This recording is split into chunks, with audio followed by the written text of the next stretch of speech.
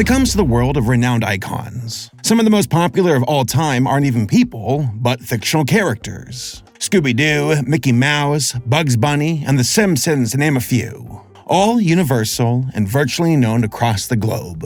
And a big part of what makes these characters so beloved are their voices. Would Bugs Bunny be the titan that he is if it wasn't for Mel Blanc? What about Bart Simpson with Nancy Cartwright? Or how about SpongeBob if not for Tom Kenny? There are multiple elements that went into the creation of these characters, but one of the most distinguishing ingredients is the voice. But over the years, there has been a decay in the voice acting industry. It is no secret that A-list celebrities are greatly valued for their star power. That it's more valuable to companies to market an animated movie with a popular celebrity rather than a professional voice actor for the role. In 2023, it was revealed that Chris Pratt would be providing the voice of Mario in the Super Mario Bros. Movie, replacing the original voice actor, Charles Martinet. Charles has been the voice of the iconic plumber ever since his first performance in Mario Teaches Typing, an educational computer game released in 1994. A little uncanny to start off with, sure, but he really nailed down the charm and likability of Mario in the 1996 smash hit video game Super Mario 64. Martinet's performance was unique, iconic, and memorable, giving Mario a voice unlike any other protagonist, video game or otherwise. Chris Pratt just sounds like, Chris Pratt. Oh, I got this. No problem. This is just another example of how voice actors, even those who have been in the industry for decades, are disposable in the eyes of Hollywood for the right price. For many movie productions, it does not matter how talented a VA may be, or the legacy of a character attached to a particular VA. If a popular celebrity can fill the role in order to advertise the film effectively, the studio will most likely go with that option, even if said celebrity is not a great voice actor. Isn't that right, Crypto? I see you've retreated to your Batcave, but nobody can hide from the long snoot of justice. It gets even worse. For the voice actors who can find work, a crushing majority of them are paid a meager wage. An absolute drop in the bucket, compared to the millions that A-listers can bag for virtually the same work. And on top of that, we now have the arrival of AI, which threatens the sanctity of the industry from top to bottom. Why hire a voice actor at all? We can just type in a script and have a machine spew out a few lines for you. Remember your precious profit margins after all. So in this video, we're going to discuss the current state of the voice acting industry, the history of voice acting, the various ways professional VAs are mistreated, why A-list celebrities have risen to power when it comes to voice acting, and the uncertain future of the industry with the looming threat of AI. Is this truly the downfall of voice acting in Hollywood? Well, let's find out. You know, some days I just don't have enough time to cook proper meals with all the things I need to do throughout the week. Like breaking my back molar and having to go to the doctor or the dentist for an emergency filling. Yep, that just happened. I'm also in the back of a van right now. That's why my audio sounds different. Somebody help me. I'm in tremendous pain.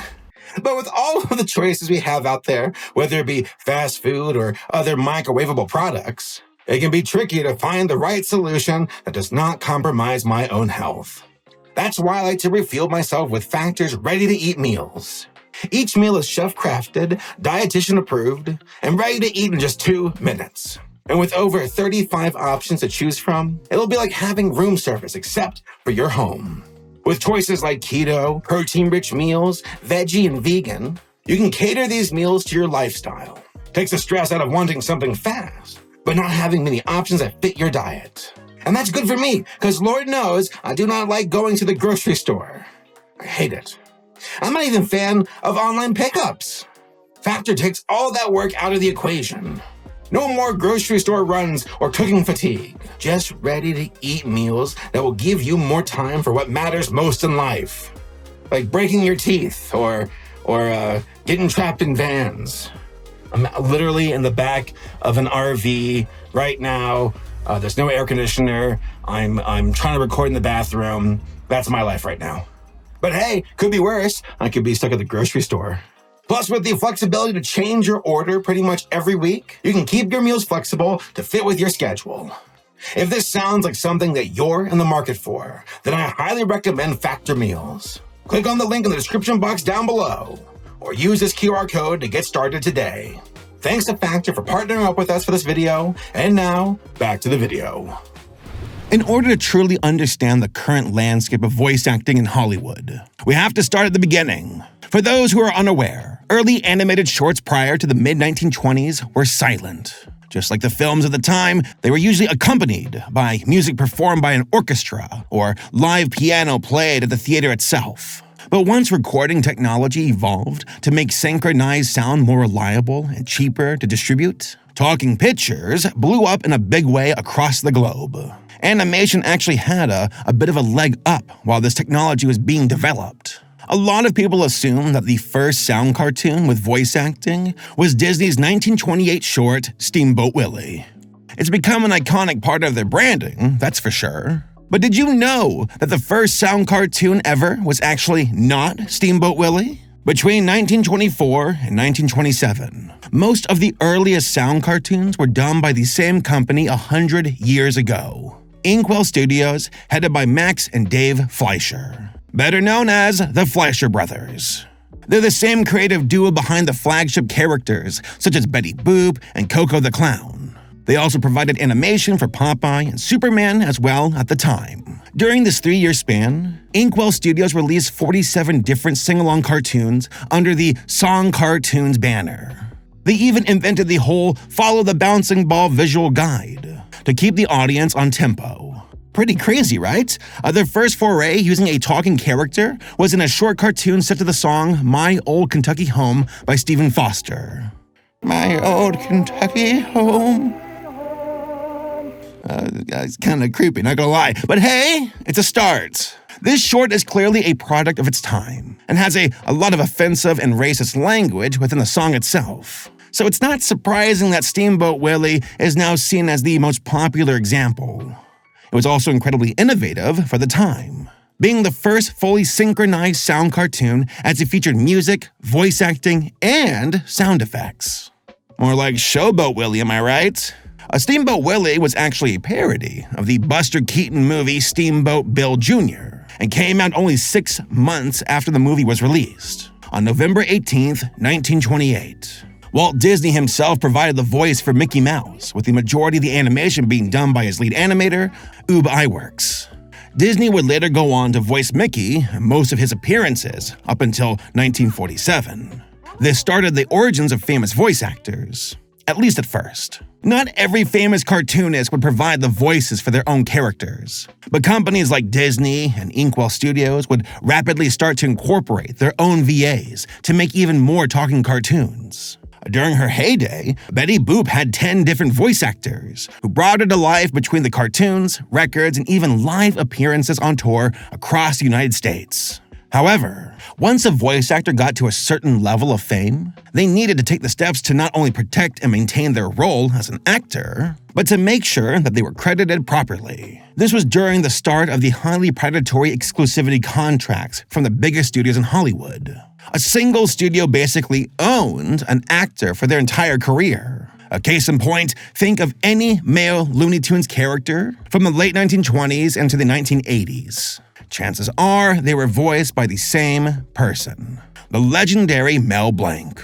And they said Bugs Bunny was a tough little stinker. Right. So I had to make him tough. I thought, which is the toughest voice, either Brooklyn or the Bronx? Right. So I put the two of them together, Doc. That's how I got the voice for Bugs. Oh, that's wonderful. Mel Blanc was the voice of the Looney Tunes during their golden age of animation. Bugs Bunny, Daffy Duck, Sylvester Stallone, Sylvester the Cat, Porky, Tweety, and many other characters. Mel got his start in radio, but quickly adapted to voice acting for animation in 1937.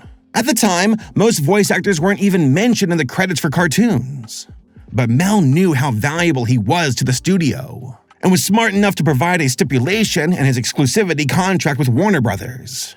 Until March 1945, he was only credited as the voice of Bugs Bunny on screen, not any of the other characters he'd been doing for years. But Mel ended up compromising with Warner Brothers. Instead of the pay raise he asked for, he insisted on having his own title card stating voice characterization by Mel Blanc going forward. It was a small step, but an important one towards protecting the rights of other voice actors who soon rise to prominence on their own terms. Voice acting has remained a relatively close-knit industry in the US since the 1960s. Many of the most prominent voice acting veterans we know today actually spun off of radio, TV, film, stand-up comedy, and even theater. Take, for instance, Frank Welker. He got his start working as a stand-up comedian and actor before getting his big voice acting break in 1969 as Fred Jones in Scooby-Doo. It's a role he's still playing to this very day. Well, for the most part. You are not the guy. You're not capable of being the guy. I had a guy, but now I don't. You are not the guy. But you may better know his voice as Megatron from Transformers or Abu and Raja from Disney's Aladdin.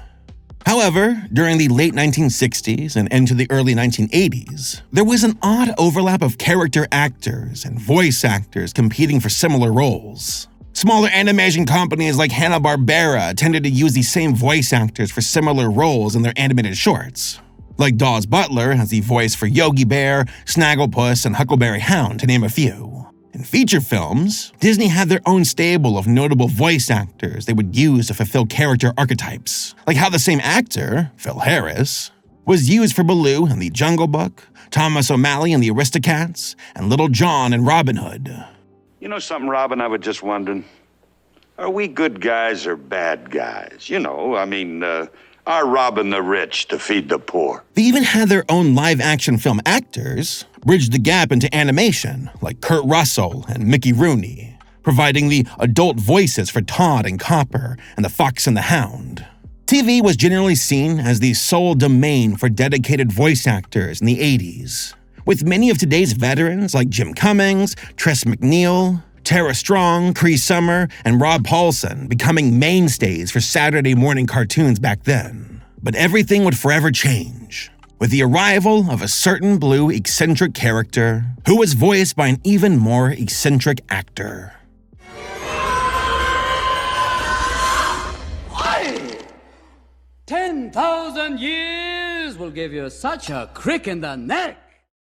Now, Hollywood actors getting leading roles in mainstream animated films is nothing new. We've been subject to this paradigm for decades now. But why does it keep happening? It feels like a bit of a disservice to the individuals who make a career out of voice acting, to be seen as disposable or so easily substituted with another kind of actor, that in reality is responsible for an entirely different kind of performance. But it seems the Hollywood machine sees these roles as interchangeable, frequently jettisoning voice actors with established ties to roles and career-defining characters, like Charles Martinet's Mario, for a celebrity when that property finally gets the big screen treatment. Or for new IP, they cast celebrities right off the bat, denying that voice acting talent the roles that should be their domain.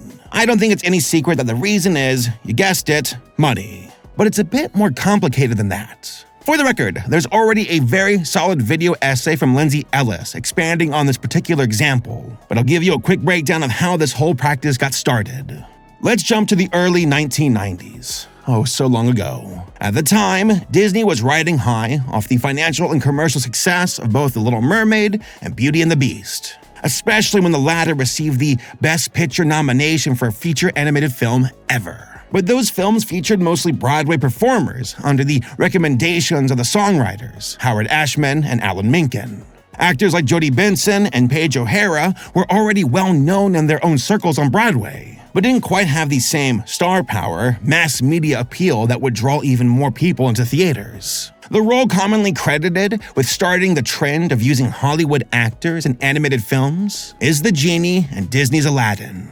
The character was created as a supernatural comic relief character, one that had a lot of energy and boundless potential for over-the-top animation. The directors on Aladdin, John Musker and Ron Clements, had envisioned the role from the beginning as being tailor-made for comedian Robin Williams. While initially facing resistance to the idea from both Disney and Williams himself, Musker and Clements asked Eric Goldberg, Genie's supervising animator, to animate the character over some of Williams' old stand-up comedy routines as a proof-of-concept pitch. Wouldn't it be funny though if I was just a hologram and went. Could scare the shit out of a lot of people here. Robin was so enchanted by how funny the result was that he agreed to take on the role under a few conditions. After the success of Touchstone's pictures, Good Morning Vietnam, Robin Williams agreed to voice the Genie for a SAG scale reduced pay of $75,000 instead of his usual fee of $8 million. That is a massive difference, and to me, really calls into question who is getting over and underpaid in these situations. Not to mention that's like without factoring in 30 years of inflation. Anyway, he had two rules for doing it at this cut rate. Number one, his name or image could not be used for marketing purposes. And number two, the Genie cannot take up more than 25% of the advertising artwork, since Toys, a live-action comedy starring Williams, was slated for release on December 18, 1992, just 1 month after Aladdin's debut. Ironically, Robin was also voice acting in another movie that year, Ferngully: The Last Rainforest, as the character Batty Coda, a role which was also made specifically for him by Croyer Films, a small independent production company creating their first feature film. Oh, they did not stand a chance. Robin had started working on it before signing his contract with Disney, with Ferngully set to premiere on April 10, 1992, over 6 months before Aladdin's release date. Damn, Robin really was burning the candle at both ends in 1992, huh? He was a very busy guy. So, resident boogeyman Jeffrey Katzenberg tried to force Robin to drop out of Ferngully, seeing it as a marketing competitor that would impact Aladdin's box office numbers. This clearly infuriated Williams, who claimed, "It's my voice, you can't stop me." Coupling this with the alleged meddling of Disney trying to buy out Ferngully's small production space and the old brewery by outbidding them, the whole situation was a complete mess. But it was clear to Disney that Williams' performance was an integral part of the film and would be a massive draw. So they ended up breaking their agreement, in particular in the poster art, where the Genie was given 25% of the image, as agreed. But other major and supporting characters were depicted even smaller still. Subtlety? Never heard of it. The Disney Hyperion book, Aladdin: The Making of an Animated Film, listed both of Williams' characters, the peddler and the Genie, ahead of the main characters, but was forced to refer to him only as the actor signed to play the Genie due to contractual obligations. While they technically did not use his name in commercials, Disney did use his voice for the Genie in them, and used the Genie's character to sell toys and fast food tie-ins, without having to pay Williams additional money. Needless to say, the actor was not happy about this. Now, was this an overly optimistic contract arrangement when dealing with Disney? Yes, absolutely. If there's one thing Disney is good at, it's slapping a character's face onto any random-ass product if it means they can get a few more cents out of consumers. They have a half-dozen theme parks dedicated to this concept alone, so I would say it's working pretty well for them. During all this, Disney tried to bury the hatchet with Williams by gifting him with a $1 million Picasso painting, but I guess he didn't like it because it clashed with the rest of his home decor. As discussed in a 1993 New York Magazine article by Jesse Kornbluth, quote, "In the Williams living room, the painting has all the charm of a fright wig, clashing with the animal cages, the children's furniture, and the mood of the owners," end quote. Mostly, Robin was pissed off about how they handled things, that they would rather send over an expensive gift rather than just apologize to him. The aftermath left such a bad taste in his mouth that Robin publicly badmouthed Disney and refused to reprise his role as the Genie in any subsequent Aladdin media or product. But once Katzenberg was fired in August of 1994, his replacement, Joe Roth, gave Robin an overdue public apology in the LA Times for overstepping the conditions of their contract. Quote, "Robin complained that we took advantage of his performance as the Genie in the film, exploiting him to promote some other businesses inside the company. We had a specific understanding with Robin that we wouldn't do that. Nevertheless, we did that. We apologize for it." End quote. After that, Williams returned to provide the voice for the Genie in the straight-to-video sequel, Aladdin and the King of Thieves. Disney did what they did for a reason, though. They knew that Robin Williams would bring in the big bucks, and bring in the big bucks he did. Despite this messy controversy, Aladdin became a massive commercial hit, making a staggering $504 million against a $28 million budget. It was the highest-grossing movie of 1992, surpassing Home Alone 2 and Batman Returns. The Genie ended up being a major factor in the success of the film, and remains one of the most memorable characters of the Disney Renaissance. Williams' energetic and comedic performance was a departure from the more traditional voice acting style of the time. The directors tailored the script to allow him to improvise and ad-lib as much as he wanted, and many of his improvisations ended up being the final film. His voice acting, with the amazing animation, brought the character to life and attracted the attention of a whole new audience. Specifically, curious moviegoers brought in by the hype, who may have otherwise dismissed Aladdin entirely. Williams' performance was so well received critically and commercially that it opened the door for other Hollywood actors to take on leading roles in animated films. No longer was the cast of a production only based on which performer would be best suited for the role. Now, they had a huge financial incentive to fill their roster of talent with big names that would draw in crowds. Disney had set the precedent for other studios to follow. Their next feature, The Lion King, had an all-star cast and made a mind-blowing $968.4 million against a budget of $45 million. That demonstrated this new approach wasn't just a fluke. It was a powerful marketing tactic. Don't turn your back on me, Scar. Oh no, Mufasa. Perhaps you shouldn't turn your back on me. Disney and Pixar would continue this trend going forward. Tom Hanks and Tim Allen would voice Woody and Buzz Lightyear in 1995's Toy Story. Eddie Murphy would voice Mushu in 1998's Mulan. And Ellen DeGeneres would voice Dory in 2003's Finding Nemo. When bringing over Studio Ghibli's films from Japan and dubbing them, Disney would rely on a host of celebrity names to give films that otherwise had little presence in the US, to build some interest to the public, pulling names such as Christian Bale for Howl's Moving Castle, Dakota Fanning in My Neighbor Totoro, and Liam Neeson in Ponyo, just to name a few. Arguably, the second most important film in setting this trend was Shrek, released by DreamWorks in 2001. Unlike Aladdin, DreamWorks' marketing for the film was entirely centered around the fact that famous actors would be voicing their main cast, with Mike Myers, Eddie Murphy, Cameron Diaz, and John Lithgow getting front and center billing. Combined with a licensed soundtrack, the film was just as much a pop culture time capsule as it was as an animated film that stands on its own. Soon, every major animation studio created roles in their upcoming features with specific actors in mind.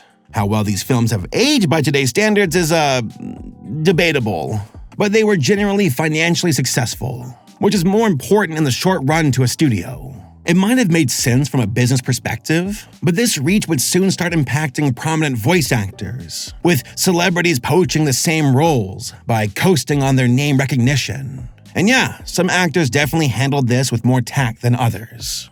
It's hard work. I've done some animation. And here's how easy it is. It's the easiest job in the world.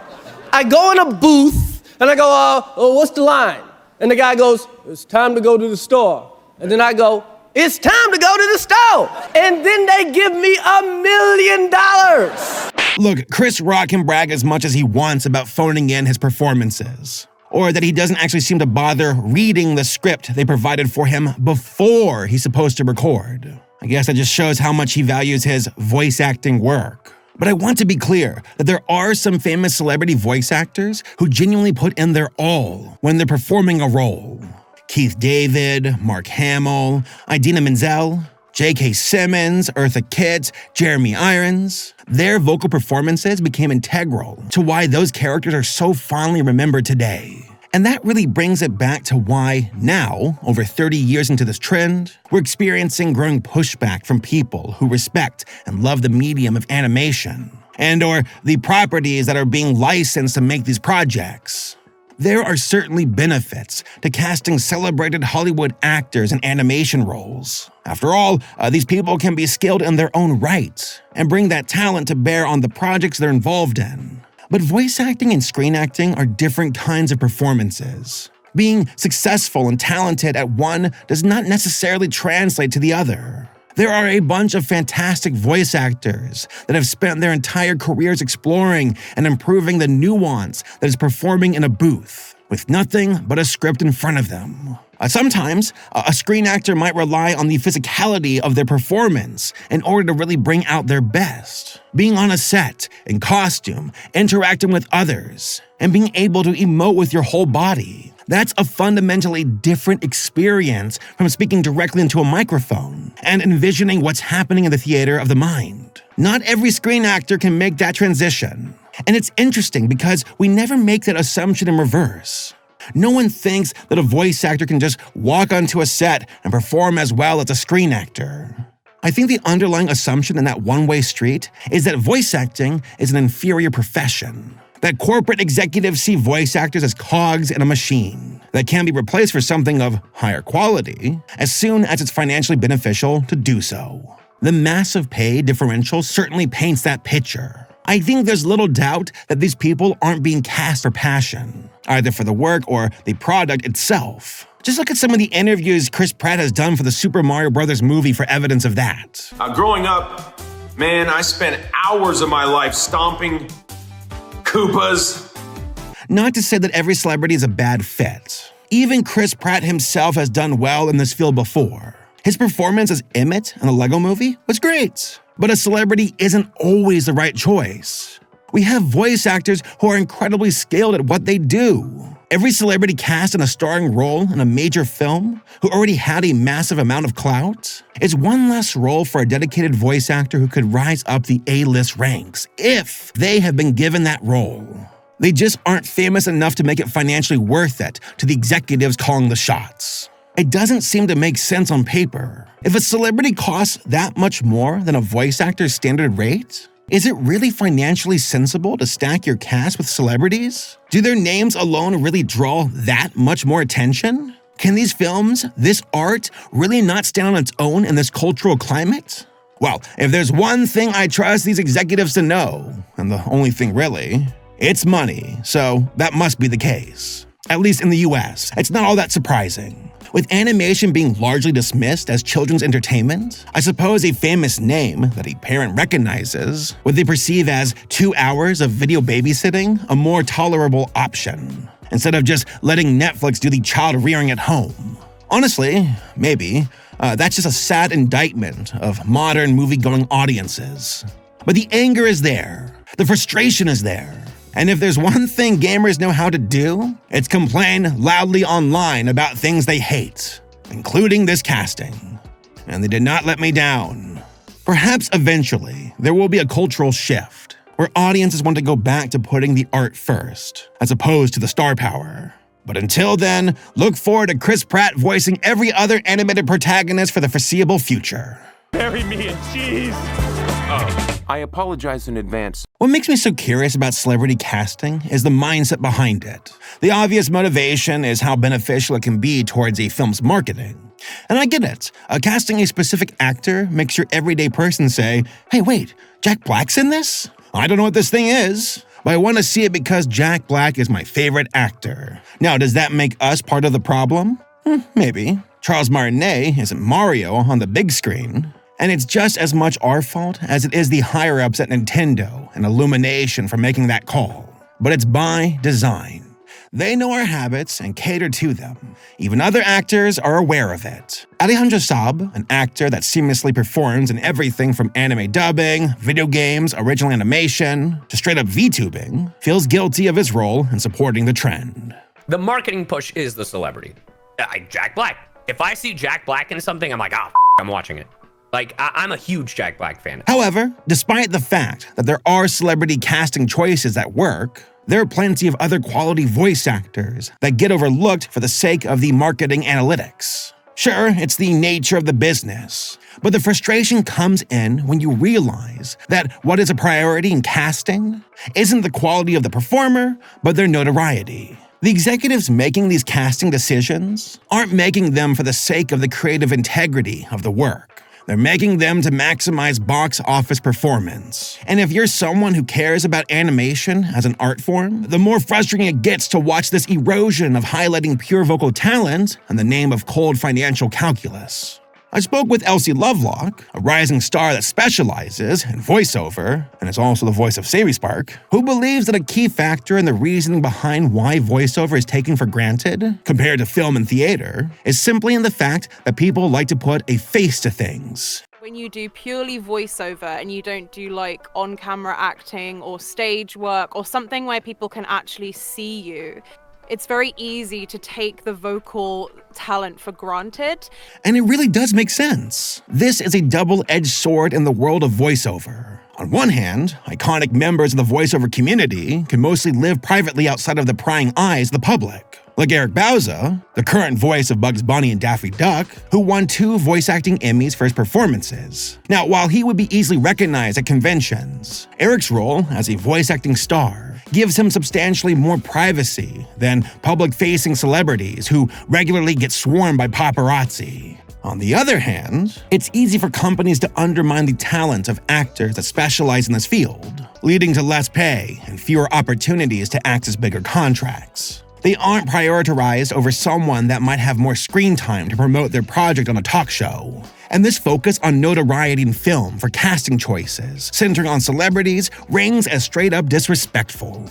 One example that immediately comes to mind is the movie Scoob. The iconic voices of the gang that made the characters so popular were entirely replaced with celebrity actors, just for the sake of saying, look at these shiny actors playing such iconic roles. And sure, the characters don't belong to the original voice actors. Like, they don't own them, but the companies do. Scooby-Doo, as a media franchise, has used a ton of different actors portraying these same characters. Velma, in particular, has had 13 voice actors, each giving their own take on her character. What feels off, though, is that there doesn't seem to be a path for a specialized voice actor artist to be fully recognized in feature films. They're overlooked for the sake of the marketing, when the film would have most likely done just as well, with or without Zac Efron as Fred. They didn't even get Matthew Lillard, who became the official replacement for Shaggy after his voice actor, Casey Kasem, passed away. In Scoob, Shaggy was portrayed by Will Forte,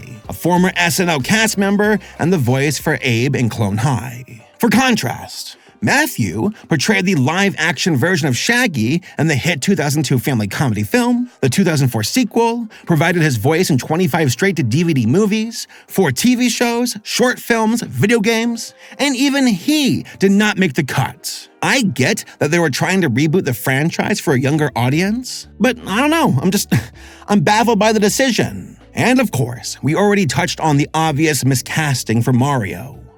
But come on, man. Charles Martinet has more than earned that role by now. To really give the man his due credit, he holds the Guinness World Record for most video game voiceover performances as the same character. A world record that was created for him. Like, Chris Pratt is not that cool, despite how convincing Miyamoto's translator was. He's so cool.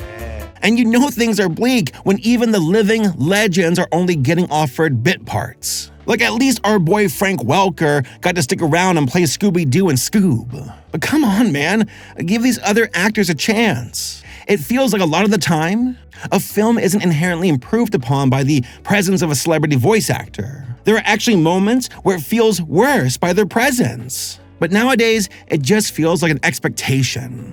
Like a machine with eerily replaceable parts, rather than, art. Ben Disken is a voice actor who has been involved in the industry from the age of 6 years old, playing iconic roles in animated shows ranging from Number 1 and Number 2 and Codename Kids Next Door, and also Haida and Agretsuko. Ben's perspective on the trend is rooted in years of behind-the-scenes experience. But what I have seen from my perspective is that the biggest films that do really well, that hire celebrities, are movies that are just good movies. So I don't necessarily think that the celebrities themselves and their performances are what's selling these films, because I've also seen plenty of films with tons of celebrities in them that flop tremendously because they weren't good movies. And hey, maybe that's just the nature of the beast, but we're still allowed to criticize it. You would think and hope that the quality of the product would be the top priority, but the reality is that deadlines and numbers on a page are what really matter behind a production.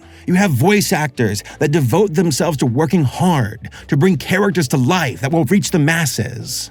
but even they are struggling to make ends meet. For example, anime dubbing is a billion-dollar industry, but it's widely known that there were lead actors in the Jujutsu Kaisen movie that only earned a total of $150 for their entire session. No royalties or post-release payments were even offered, despite the fact that this film was eventually a global theatrical release, along with grossing $30 million at the American box office. That may seem shocking to some that aren't familiar with the standard dubbing rates, but according to CODA, or the Coalition of Dubbing Actors, the average non-union dubbing rate sits between $75 to $125 per hour with a 2-hour minimum. Let's put that into perspective. While getting paid $125 an hour might sound good for your average 9-to-5 day job, where you get health insurance, a steady schedule, and consistent hours and pay, the reality is that actors are working gig to gig. They can sometimes go weeks or months without another job, so that $300 they take home for 2 hours of work might be all they have to live on for that week, as they spend the rest of their time scrambling to find another gig. And when you look at the way the system is set up, whether intentional or not, there are biases in the way contracts are negotiated. And these biases are determined who will take home the bigger paycheck. An anonymous source and a Canadian Union ACTRA member that recently starred as the lead character in a major Netflix animated series confirmed that they were paid at a scale around $1,140 per episode for their work. This amount was after retirement savings and agent commission were deducted. The standard scale rate, according to the GVAA, or the Global Voice Acting Academy, is around $1,100 to $1,200 per episode, plus a 10 to 20% agency fee. So this figure checks out. And while this might seem like a lot to take home, even as a lead on a show, the reality is that most working actors aren't taking home that amount consistently. Most non-celebrity actors playing major roles typically do not have the negotiation power of screen actors, who could have their agents simply ask for 5 or 6 times the scale, and is one of several factors in why a non-celebrity actor might be given the chance to perform a character that was once played by a celebrity. They'll take the scale payment for a boost on their resume. So the wage gap between the different levels of actors, at least in the union, is revealed through the amount of power the individual actor's brand carries. If you aren't as established, you will be working for much lower wages. And this disparity is even worse with non-union actors. Most actors filling in the gaps of the industry are non-union, and their access to contracts that would pay more stable wages are limited. Plus, their negotiation power is minimal at best. So they might get offered a 2-hour minimum of booth time for a project that, if union, would offer them a per-episode contract that is almost triple what they would make non-union. This also highlights something minority groups have been shouting from the rooftops for years: that people of color, or people on lower economic status, have been at a major disadvantage when it comes to negotiation power at the table, despite their talent. The industry is currently pushing forward for more opportunities in these groups, but it's a very slow, gradual process. The wages and protections you have access to are barely able to cover rent. Not to mention the cost of living in the places you are expected to live if you want a chance of doing this full time. I'm looking at you, LA. This is still a harsh reality that unless you have established talk show booking star power, well, sadly, it's not enough to get easily by. There was one project I recorded for, and then I was working with one director. The other director found out I was like a big YouTuber. He's like, "You put a fucking YouTuber," and took me out. Really? What? Really? Yeah. In every part of the industry, disparity can be seen. It is all connected. The constant strain every step of the way comes from people that are not creatives. Endless notes and touch-ups to the writers, budget cuts that weakens teams with layoffs, trying to squeeze every ounce of creativity out of the production crew so they are more preoccupied with getting it out of the door instead of being able to truly focus on the craftsmanship. And for actors, there is this non-stop grind of trying to earn enough money to just pay rent. Most of them have no time or limited access to resources to hone their craft even further, instead making sure they have enough bulk ramen to last a few more weeks when they're between gigs again. However, while it is important to acknowledge that there are other battles to be fought, the everyday voice actor has one of the most fascinating and unstable positions in the industry. The amount of respect given to regular voice actors versus celebrity film actors is abundantly clear when you look at the pay differences between these two groups. It feels like all of the money that could be sustaining the ecosystem of actors is being shoveled at the top to the highest performers, while the lower tier actors have to work for scraps until they can find themselves a seat at the table. Another place this can be seen is in the commercial voiceover world.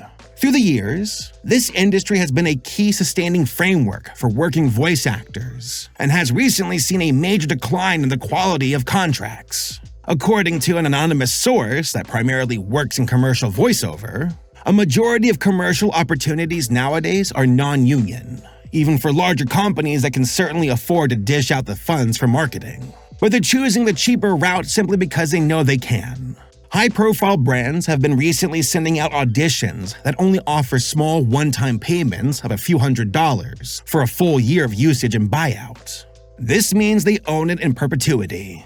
And to put this into perspective, there will be other companies that arguably have the same market value offering anywhere from $2,500 to $7,500 for a spot, or even $15,000 to $20,000 for a Super Bowl commercial. For context, all of these numbers, even the lowball rates, represent offers made for national spots, whether radio or broadcast. And for those unfamiliar with the term spot, that means a specific allotment of time that a multimedia advertisement will air traditionally on television or the radio. Nowadays, this also relates to ads on podcasts, YouTube videos, TikTok, Instagram, you get the idea. One theory of this cut rate practice is because of the COVID boom. It brought so many new remote voice actors to the space that these companies decided to offer lower rates to newer talent because executives know they're desperate for a gig. Now, it's not all doom and gloom, as there are still good contracts available depending on the client. But the harsh reality is that unless you have a good in with a repeat client, you are more likely to find yourself in a situation where you're only offered a take it or leave it contract that some actors can't say no to because rent is due, bills have to be paid, and predatory companies get away with it, despite the fact that they can afford to pay more to their actors and should. And look, I totally understand needing to pay your dues to earn a spot in the room to an extent. You can't just walk in and expect to be doing this full time. But the streaming era has really put these lingering issues under a microscope. We're seeing a rapidly dissolving system of residuals and proper infrastructure disappearing, making it impossible for most workers to earn a living wage. The amount that these workers have to rely on supplementary income is indicative of a larger issue, with the industry turning into a glorified gig economy lottery system. Your typical working actor, especially in voiceover, is constantly jumping from gig to gig for smaller and smaller payments. Voice actors are these shapeshifters of the industry, supporting themselves through loop groups, animated series, and dubbing, and maybe if they're lucky, a big commercial gig. However, it does not matter how versatile a voice actor is. They're instead rewarded with job instability and being denied roles over someone with more clout and influence. This noticeable inequality is also highlighted by companies passing the buck of supporting actors financially to the fans, by the way of convention appearances. At this point in the video, you might be thinking, what do you mean voice actors aren't respected? I just met Phil Lamar at my local comic expo. I just bought a Funko Pop from actor XYZ. I love and respect the heck out of them. And while that may be true, one thing fans might not understand is that these conventions used to be a place for actors to go and enjoy meeting fans. Nowadays, they have turned into one of the only reliable business models for actors to make a living at their craft. Many actors, like Ben Disken, get paid more for convention appearances than for their actual job of acting. While they love meeting fans, this shift in expectations is damaging to the livelihoods of the actors that aren't booking major roles. And now it's like, if you want to make any kind of money on the back end, you better have booked a really popular character on a really popular project so you can go to anime conventions and spend all day long at an autograph table signing things and taking pictures and charging fans for your income instead of the billion-dollar companies that own these projects paying you a living wage. So, I would really like to see things shifting more towards the union side so that more and more people, including those who are non-union, could be covered under union protections and get paid a little bit better. Now, this is not to say that conventions are bad. Far from it. They're important to the entertainment ecosystem and have created a space where fans can interact with the voices of their childhoods to truly show them how appreciated they are in person. But it just sucks to think that these actors probably feel like workhorses. They have to sit at a table from 10 to 14 hours a day, away from their families. Sometimes traveling to 1 or 2 cons a month, risking their health with getting con crud,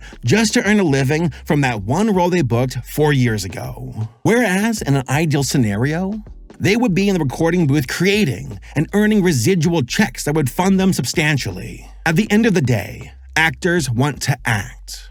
Getting to step in and play such a variety of characters, where 1 minute you're a talking mouse and the next an eccentric screechy villain, it's all part of the broad appeal of voiceover. It's an industry where you can be anyone and anything you want to be. You also have more privacy than most film actors, so you can still live your life while doing the thing you love.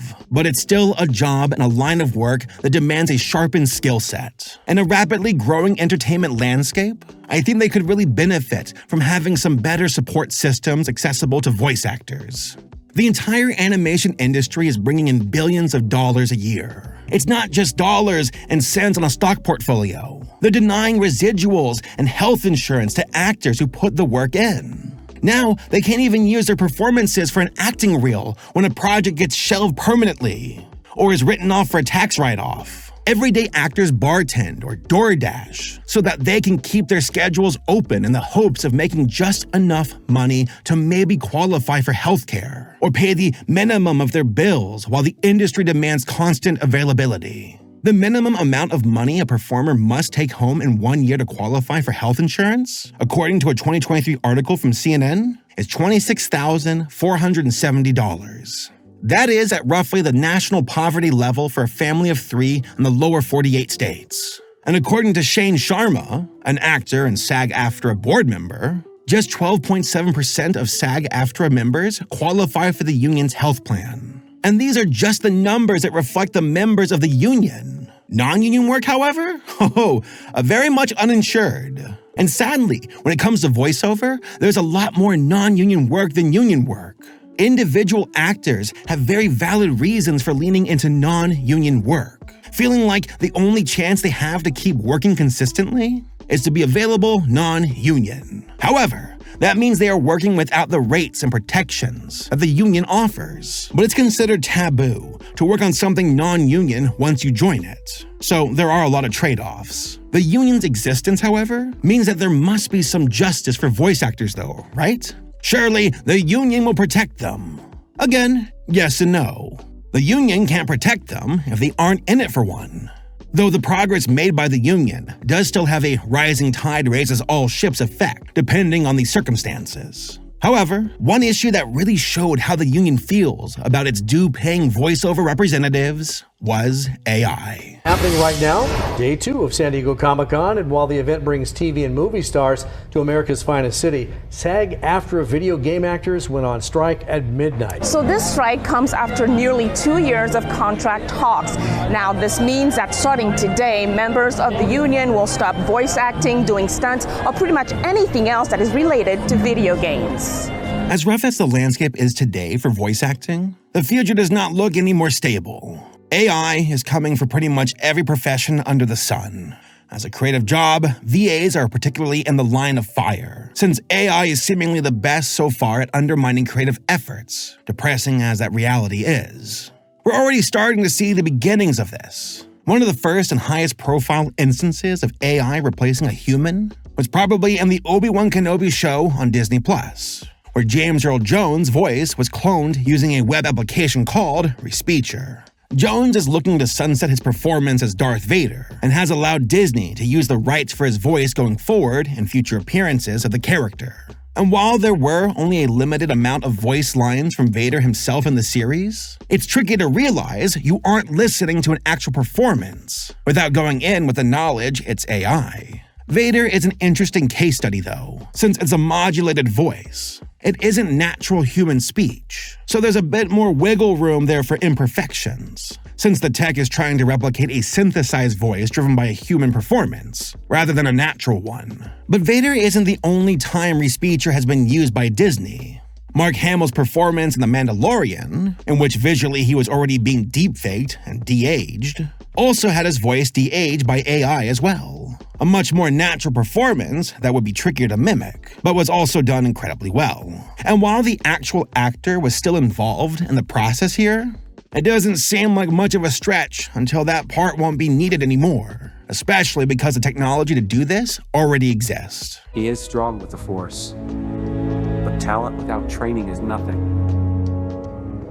I will give my life to protect the child. Respeecher already had a large clientele of major Hollywood companies. They recreated the voice of a dead football coach, Vince Lombardi, for a Super Bowl project. It's also apparently used often in Hollywood for getting lines from stand-in actors. There are two ways that AI-generated speech can be created: text-to-speech and speech-to-speech. Text-to-speech is what probably most obviously comes to mind when thinking of AI voices. You type in what you want the voice to say, and the AI model will then generate an audio file with, hopefully, natural-sounding speech in the voice you choose. This method has a lot of flexibility, and very little upfront talent needed. But the issue is that these models right now still aren't able to glean intonation perfectly, just via text. That's a tricky thing to nail down with just text alone, even for a human. You can generate stuff pretty easily with this method, but the results still have a slightly robotic feel to them. So I bought a solid gold helicopter, right? Right. But that got boring basically immediately. Do you mind if I play my pitch while you tell this boring story? Speech-to-speech, however, tends to be more effective. This is essentially AI-assisted voice masking, where you provide a vocal performance, and the AI can then transfer that performance to another voice. Since this is guided by a human being performing the initial audio, the output tends to sound a lot more natural, since the tool doesn't have to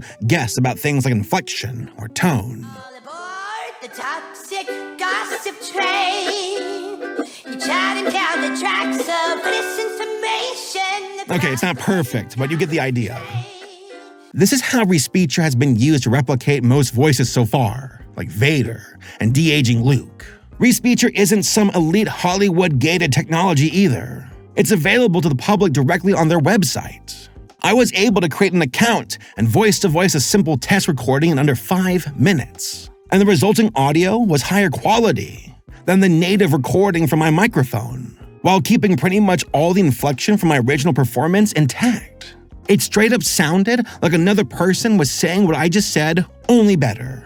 It would be incredibly easy for even a moderately talented voice performer to take on the acting role of a famous VA or screen actor using this technology, if the voice data was available on Respeecher.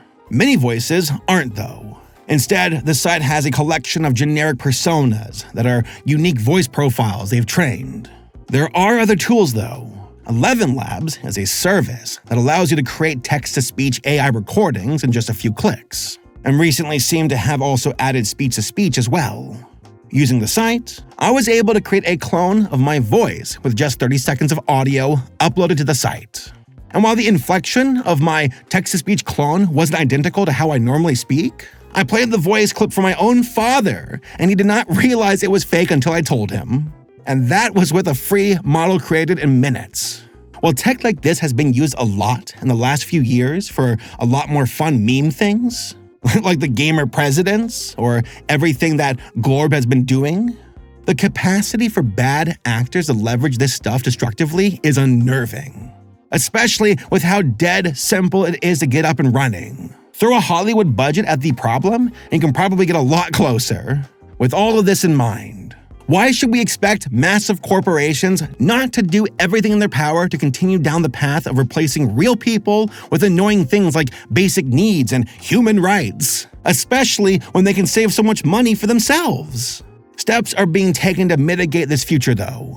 SAG-AFTRA went on strike for months in 2023 after negotiations fell through with the major studios trying to secure better protections for their talent, including safeguards against AI.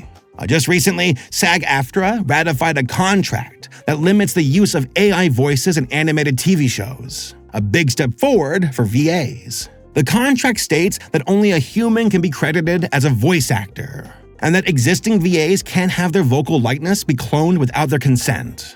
While I celebrate any victory voice actors can get, I can't help but feel the credit of voice actor is just a potential new loophole waiting to happen. A way for companies to weasel their way out of the problem. I don't think they'll have any issues crediting their AI as something other than a voice actor, especially if it saves them money. For every win the industry gains, there's a loss. While TV actors have gained some ground, VAs and video games have lost some. Replica Studios, another company working on AI-generated speech, pinned a deal with the SAG-AFTRA to allow cloning of union member voices with their consent. While there are some restrictions in place to help prevent unauthorized cloning, it definitely seems like there's a certain level of disconnect between films, TV, and video gaming and how they're handled in unions. And whatever progress is made, it's not going to be perfect around the board, despite the best efforts of all voice actors wanting equal treatment and speaking out publicly to advocate for themselves. Chris Hackney, a working video game VA that appeared recently in Armored Core 6 and Zelda Tears of the Kingdom, really summed it up well on Twitter. Quote, "I want to act. I do not want to sell someone my likeness to use and then pay me. It defeats the purpose of art and performances, when neither art is created nor do I perform." End quote. The problem is undermining voice actors or any creative talent, and replacing them with AI is good business, at least in the short term. AI does not need breaks. It will work through the weekend. It does not get sick. It doesn't take vacations. And most importantly, it will not unionize when the executives abuse all those previous points. There isn't a suit alive that doesn't look at AI and hope the tech can eventually replace every creative in their pipeline. Because that means they can siphon every dime out of paying for the talent and add it to their bank account. Right now, we aren't at a place technologically where this can happen. AI is good at replicating creative tasks like writing, visual art, and voice cloning, but it's not good enough yet to replace humans. But that could change. And make no mistake, that is the bar. Good enough. That's what they want. Being better than humans isn't the goal per se. The goal is to get this to the point that uncritical audiences will accept what AI can produce. Quality is not a priority. If it was, we wouldn't already be drowning in a sea of slop. Pop culture wouldn't be largely dominated by the decaying husk of IPs that were created in the 80s or earlier. We wouldn't have talented voice actors being sidelined for celebrities. Profit is the goal. And it's a lot safer for profit margins to keep propping up the corpses of familiar brands and familiar faces that people can point at and recognize, rather than take a chance on a new, unfamiliar idea. Change is what scares Hollywood, which is why they're spending so much time trying to prevent it in favor of something safe, marketable, predictable, and easy to control. That is the core appeal of AI for them. AI won't be the downfall of creativity in Hollywood, because all AI will do is be more efficient and more cost-effective at producing the same kind of derivative, lowest common denominator thinking that already dominates big media. The entire concept of the technology is to remix existing data sets, which means hurting the wallets of big media is really the only way we, as the audience, can stop this. AI will make labor more affordable for businesses. So the only way to make sure it doesn't happen is to ensure that media created primarily with AI makes less money than the use of AI is saving them. The audience en masse has to reject this content. It's a tall order, though, because so few people seem to care. Sure, go on Twitter and you'll find lots of outcry, but Twitter is not the real world. Most normal everyday theater goers, TV viewers, and gamers aren't thinking that critically about how the sausage is made. Not necessarily from ignorance or apathy, but simply because there are more pressing, immediate things going on in their lives. We all have our own problems. And for the vast majority of people, watching something on Netflix is not a critical action. All they care about, and understandably so, is decompressing after a long workday. Not that many people are critical of the media they enjoy. We are the weird ones, but that does not mean we have to stay quiet about it. In conclusion, the voice acting industry has a hard road ahead. Things were already difficult enough with celebrity voice actors receiving preferential treatment over professional VAs. But with the arrival of AI, well, it seems that everything could be in jeopardy. From movies to shows to commercials. And we're already seeing it happen before our very eyes. get all the feels, all the time. Because now you can get something amazing when you're ready for a change. Introducing Rack Exchange. It's a shame too, because the history of voice acting is a rich tapestry that includes some of the most iconic characters in the world. Bugs Bunny would not be Bugs Bunny if it wasn't for the charisma and talent of Mel Blanc.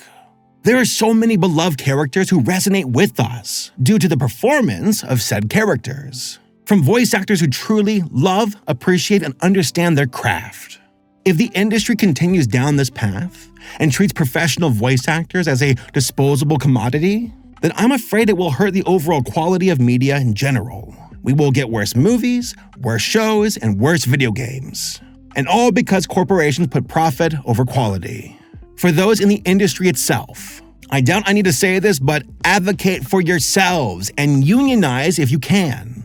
Collective bargaining is the only way everyday people can stand up against the power of those in charge of these massive industries. If you're a current voice actor or looking to become one, please check out the description of this video for additional information. My team has collected a series of links and educational resources that could hopefully get you going on the right path to know your rights, standard rates, and protecting yourself by joining a community of fellow voice actors also looking for fair treatment. For the rest of us, raising awareness is the best thing we can do as folks shouting from the sidelines.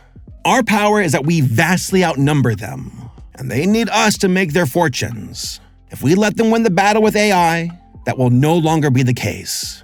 We're in the Twilight Zone. They really only need 30 seconds of your voice to clone it in a realistic way. It's really, really disturbing. So, vote with your wallets, demand better working conditions for voice actors, and don't let the bastards win. Reward their laziness and greed by taking away what sustains them: your attention and your money. Hey folks, thanks for making it to the end of the video. For this week's Indie Spotlight, I would like to recommend Port by the Sea. This pilot was created by Jordan Whitman, and is about two kids, Port and Umi, and how they're trying to fix the broken moon that orbits their world. There's also this cool-ass crab, and also some awesome world building about ancient titans, and how one of them is about to break loose. Now, I'm sure I'm far from the first person to say this, but Port by the Sea gives me Zelda Wind Waker vibes, probably due to the setting and the boat and the character designs. I also sense some inspiration from Over the Garden Wall, which is the highest of compliments in my opinion. Overall, this pilot was exceptionally well made, and clearly has a story it wants to tell. I want to know more. I was very engaged after the pilot was over, and was left very hungry. A good outcome for any animated pitch. So, make sure to go support this one, folks. It's a gem, and I want to see more. Or see more, get it? Because like the ocean? Okay, folks, thanks for watching. I will see you all next time.